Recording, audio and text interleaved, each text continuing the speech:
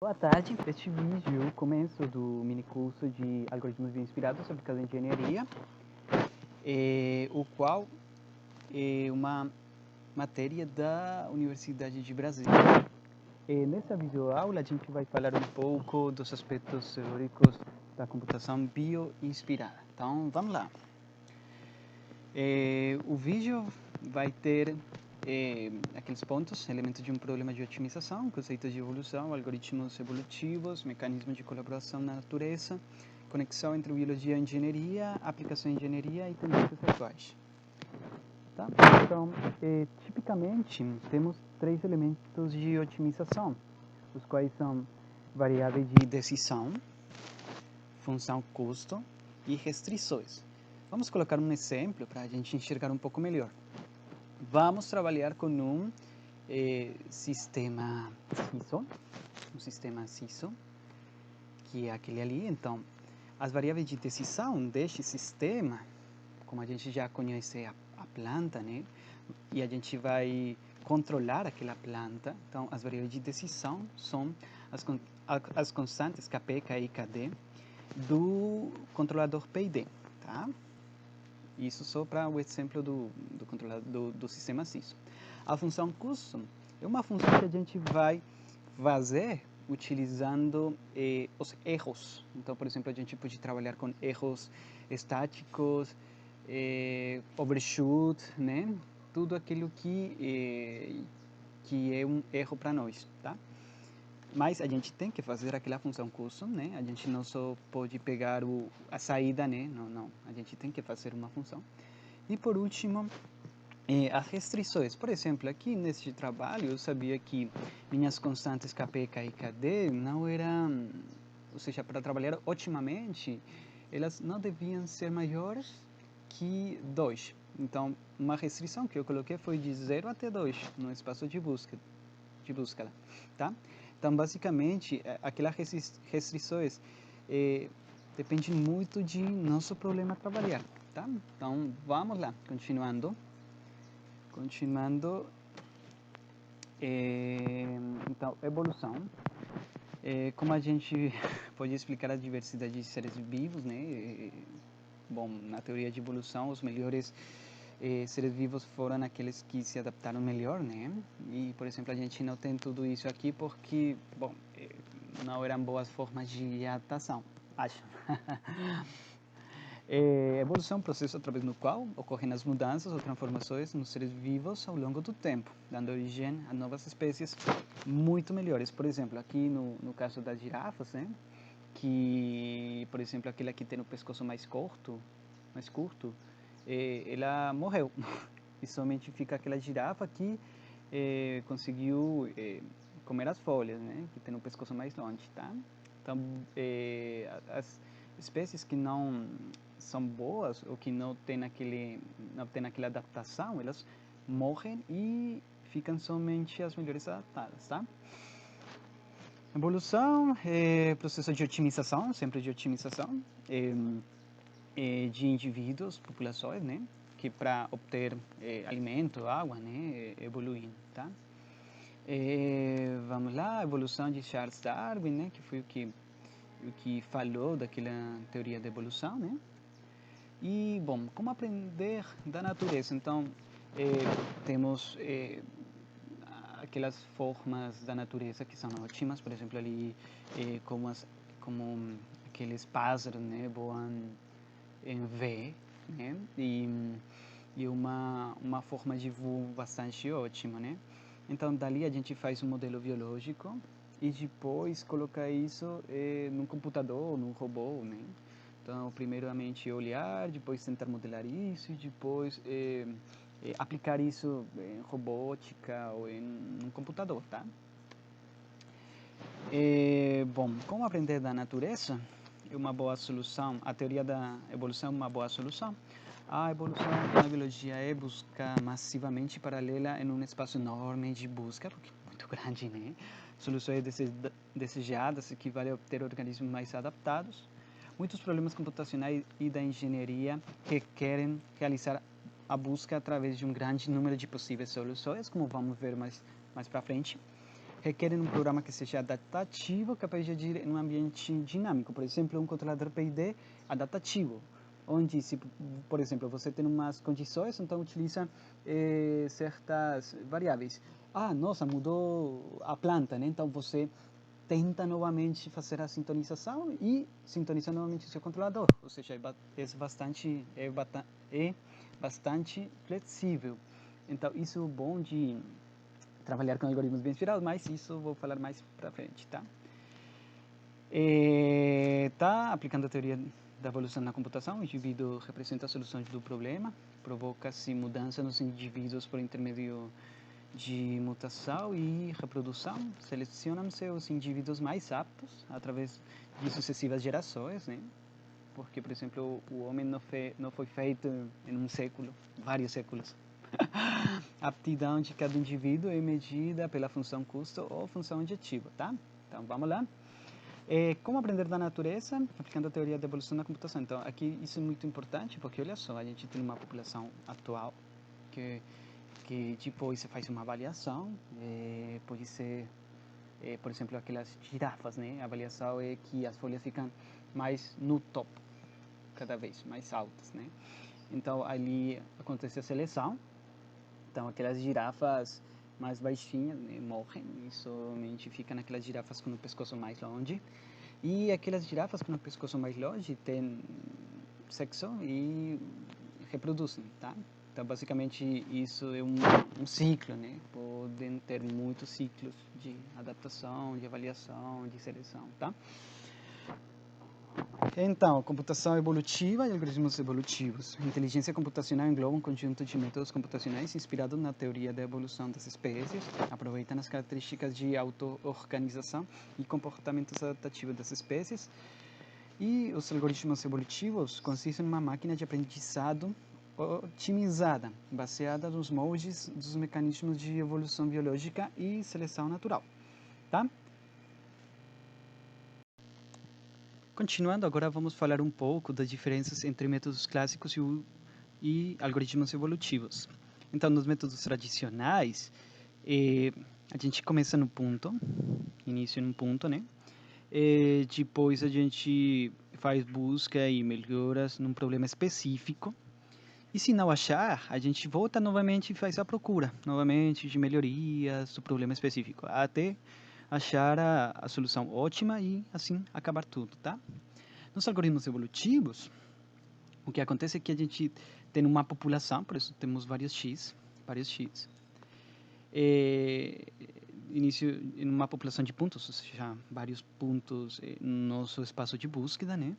E depois vamos fazer um processo de busca e melhora independentemente do problema. Isso ali é muito importante, porque a gente pode ter diferentes problemas mecânicos, elétricos, pneumáticos, né, que a gente pode trabalhar para achar uma melhoria, uma forma mais ótima de solução, tá? Mas no método tradicional a gente foca somente num problema específico. Então ali a gente já pode olhar aquelas diferenças. Então aqui no algoritmo evolutivo, se a gente, por exemplo, acha uma solução que não é muito ótima, a gente pode rodar novamente o algoritmo na busca de outras soluções que sejam melhores, tá? Diferenças entre métodos clássicos e algoritmos evolutivos. Então vamos falar primeiramente do heurístico, dos métodos heurísticos, que utilizam uma ou mais informações referentes ao problema para guiar o processo de busca de uma solução ótima. Não garante encontrar a solução ótima, porém podem entrar soluções aceitáveis. Um problema, desvantagem, né? Que são desenvolvidos para resolver classes específicas de problemas, carecendo de generalidade, que a gente falou um pouco sobre aqueles problemas, sobre aqueles métodos tradicionais, que são só para problemas específicos, não tem uma generalidade, tá? Então, agora as metaheurísticas, sim, os métodos metaheurísticos são métodos de generalização de heurísticas que permitem resolver diversos tipos de problemas sem precisar grandes mudanças nos algoritmos. Geralmente utilizam estatísticas obtidas de amostras obtidas do espaço de busca. é comum a utilização de modelos baseados em fenômenos naturais ou processos físicos, como vamos ver mais para frente, tá? Então, como aprender da natureza? Sabemos como generalizar algoritmos de busca para resolver problemas de otimização. Agora falta pensar sobre o princípio biológico que guia o processo. Então, a gente já sabe o que tem que fazer, como a gente tem que melhorar a solução, né? Mas agora vamos ver como é como é aquela parte biológica, tá? Que, por exemplo, o PSO é baseado na procura que fazem aqueles pássaros, né, na procura de alimento, né, por exemplo, né, ou cardumen de peixes, né. Então, vamos ver isso mais para frente.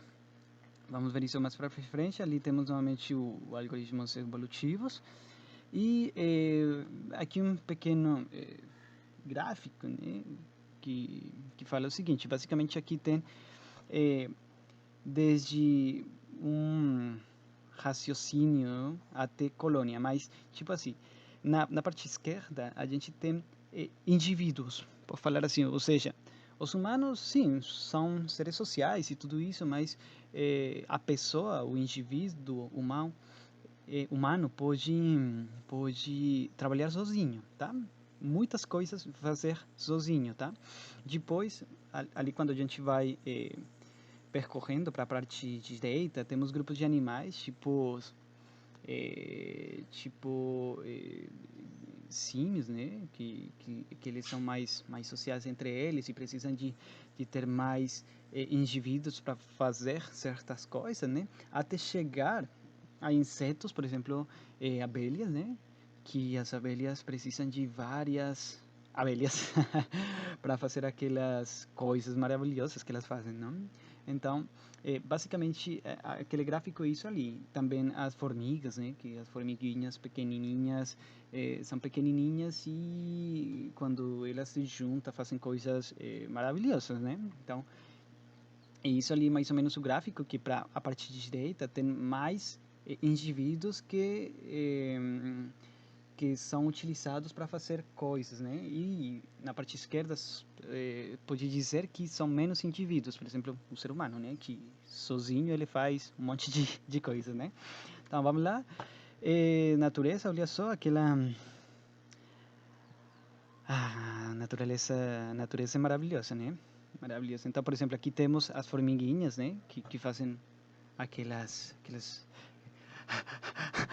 coisas, né, que a gente fica surpreso, a gente fica surpreso quando elas fazem tudo isso, né, ou as abelhas com aquelas as abelhas que fazem aquela colmeia, né, muito bonita, muito grande, mas elas precisam de muitos indivíduos para fazer tudo isso, né? Então vamos ver mecanismo de comunicação, né, como que aqueles animais têm diferentes formas, né? Por exemplo, as formigas elas têm com aquelas anteninhas, né, para fazer a comunicação.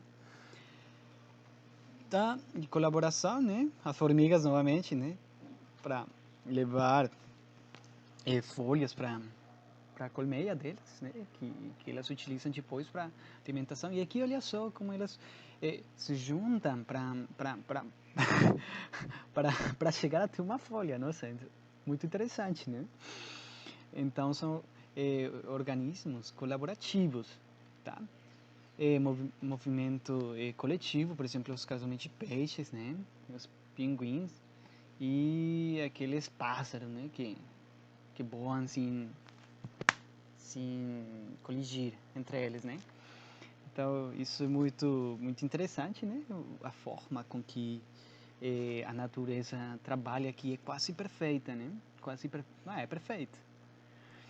É perfeita. Então, vamos falar um pouco de movimento coletivo, né? Que são estímulos visuais, induzem ondas de comportamento na população, inclusive na ausência de um predador. Observam-se este comportamento no intuito de obter modelos matemáticos que representam a ação individual e grupada das espécies. Se algum indivíduo do grupo sente um perigo em potencial e desvia da rota, será guiado pela maioria de membros do grupo. Isto aqui é muito importante para nosso primeiro algoritmo a trabalhar, que é o algoritmo PSO, porque, bom, mais para frente vamos ver. Só tenham em conta aquela frase. Democracia espontânea, a liderança é constantemente transferida entre membros do grupo. Tá, então, conexão entre biologia e engenharia. Então, a gente pode ver ali a biologia, por exemplo, aqui o voo do pássaro, a aerodinâmica, que a gente utiliza para as asas nos aviões, tá? E assim, um monte de coisas, né? Que eu vou deixar ali para vocês. Computacional biologia. Vamos ver. Ah, e as aplicações, né? Então, por exemplo, como foram desenhados aqueles carros, né? Baseados na aerodinâmica, né? Então, a gente pode olhar todos aqueles artigos que eu vou deixar. Não vou deixar ali na descrição do vídeo, não. Vou deixar para que vocês façam a procura deles. Mas tem um monte de aplicações, projetos biomecânicos aqui para energia eólica, né? Então, temos várias aplicações de algoritmos bioinspirados para engenharia, né? Então, eu vou deixar isso para que vocês procurem na internet e depois, no segundo vídeo, podem perguntar, né? Isso aqui foi o primeiro vídeo teórico do mini curso de